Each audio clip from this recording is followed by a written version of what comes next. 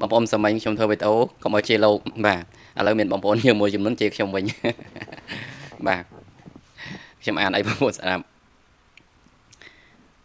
ពៅសារ៉ាន់បាទ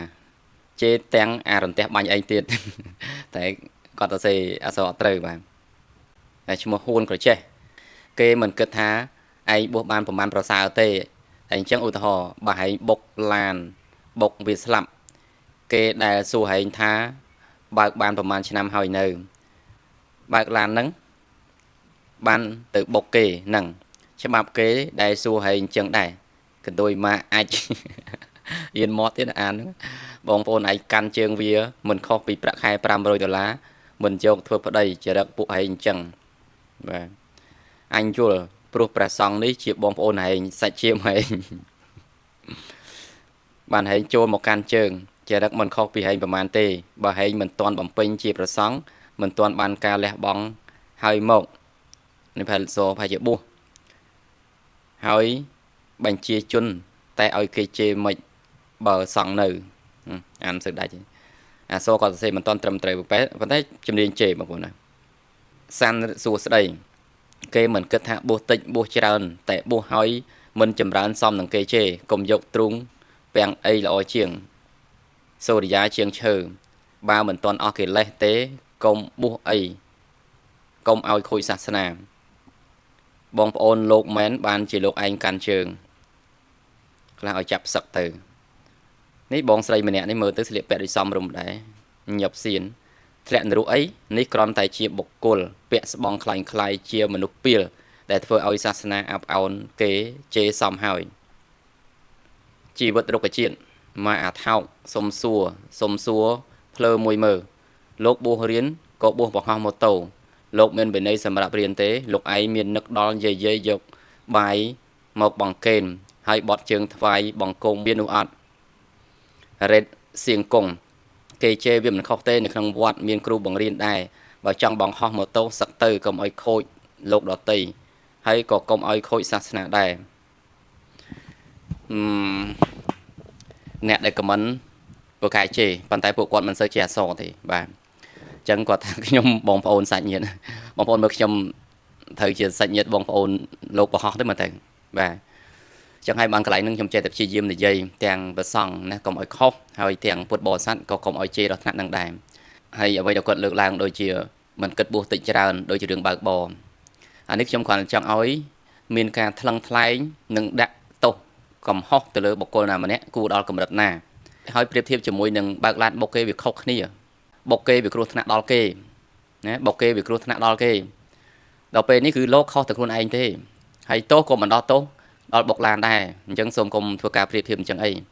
ហើយមួយទៀតថាបួសនេះគឺបំផ្លាញសាសនាជាការពិតប៉ុន្តែមិនបំផ្លាញដោយអ្នកជេរទេអ្នកជេរនេះគឺឈ្មោះថាបំផ្លាញហើយខ្លួនឯងជាពុទ្ធបរិស័ទអត់មានការគោរពព្រះសង្ឃទេព្រះសង្ឃខុសត្រូវជារឿងធម្មតាបទជនតែលោកមានការសម្ដែងដល់ពេលយើងលោកខុសយើងជេរចុះឧទាហរណ៍ដូចសពថ្ងៃនេះមានចៅមានអ្នកណាដែលធ្វើអំពើខុសឆ្គងយើងនាំគ្នាវាយកើតទេយើងវាយអត់កើតទេពីព្រោះមានច្បាប់អញ្ចឹងបើយើងឃើញលោកខុសអញ្ចឹងណានៅជំនាន់ព្រះបើលោកអង្គណាដែលមិនគ្រប់បប្រតិបត្តិត្រឹមត្រូវពុទ្ធបរិស័ទមិនប្រកែកចង្ហាន់ទៅប៉ុណ្ណឹងអត់មានសិទ្ធិទៅធ្វើអីក្រៅពីហ្នឹងទេឬក៏យើងជាពុទ្ធបរិស័ទស្រឡាញ់យើងជួយប្រាប់ទៅបានបួសហើយកុំចាស់លោកក្មួយប្រឹងប្រែងរៀនសូត្រខុសធម៌ខុសវិន័យនេះជាតួនាទីរបស់ពុទ្ធបរិស័ទមិនមែនជាតួនាទីត្រូវជេរទេហើយទោះយ៉ាងណាលោកក៏នៅជាឧត្តមភេទដែរណានៅមានសិលនៅមានគុណធម៌ល្អជាងយើងដែរយើងតែសិល5អត់ជាប់ប៉ុណ្ណឹងបាទនេះសូមបញ្ជាក់អញ្ចឹងហើយបើសិនជាថាមិនទាន់អស់កលេសមិនចាំបាច់ទៅបួសនិយាយនឹងអត់យល់អីទាំងអស់គឺអ្នកដែលនៅមានកលេសអ្នកដែលនៅមានបញ្ហាទៅបួសហើយបើសិនជាអស់កលេសហើយទៅបួសទៅអីបួសដើម្បីសង្រួមកាយវិចារចិត្តស្ថិតនៅក្នុងសិលសមាធិបញ្ញាចុះបានគួរឲ្យសង្វេគទី1លោកបួសមិនបានរៀនសូត្រជាកំហុសលោក